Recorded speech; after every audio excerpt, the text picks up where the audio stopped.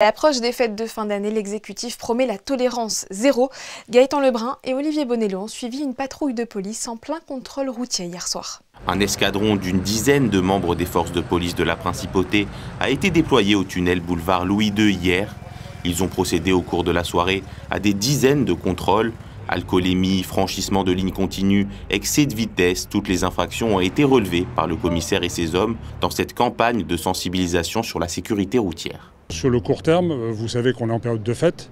La Principauté veut absolument garder sa grande attractivité et c'est de l'intérêt de tous, en tout cas de faire en sorte que, outre les contrôles que nous menons de manière renforcée pendant les fêtes, qui sont des contrôles essentiellement de sécurisation sur les points sensibles qu'on peut connaître à Monaco, il y aura sur toute la période de fête et jusqu'au 5 janvier des contrôles nocturnes à raison de 2 par nuit pour le moins, qui vont viser justement à faire en sorte de faire baisser cet excès de vitesse et ces intempérances que nous connaissons beaucoup. Voilà. Donc contrôle toutes les nuits pendant 3 semaines jusqu'au 5 janvier. Courant janvier 2025, le gouvernement prévoit de proposer un nouvel arsenal législatif et réglementaire qui permettra aux forces de l'ordre de procéder à des contrôles de manière plus inopinée. Ce projet de loi s'accompagnera aussi d'un durcissement des sanctions concernant les infractions de la route. Malheureusement, la Principauté a connu le week-end dernier 2 accidents graves qui auraient pu avoir des conséquences autrement plus dramatiques. Alors, ce qui nous paraît important là, actuellement, c'est 2 types de mesures.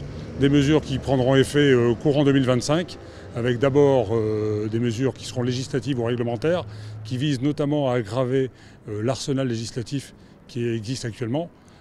D'abord permettre surtout à la sûreté publique de pouvoir exercer des contrôles de façon beaucoup plus inopinée, alors que la restriction est surtout de mise actuellement. Et d'autre part, et surtout, également aggraver les sanctions tant en matière d'alcoolémie qu'en matière d'excès de vitesse. Parce qu'on l'a vu sur les 2 accidents du week-end dernier, les 2 causes qui sont patentes, c'est clairement l'excès de vitesse, pour ne pas dire le très grand excès de vitesse, et également une forte alcoolémie. Ça, ce sont vraiment 2 sujets qui méritent et que le gouvernement princier veut absolument prendre en considération. Des contrôles qui offrent déjà des résultats et renforcent la sécurité en Principauté, comme s'en félicite le directeur de la Sûreté publique, Éric Arella. En 4 soirs, on est une centaine de verbalisations.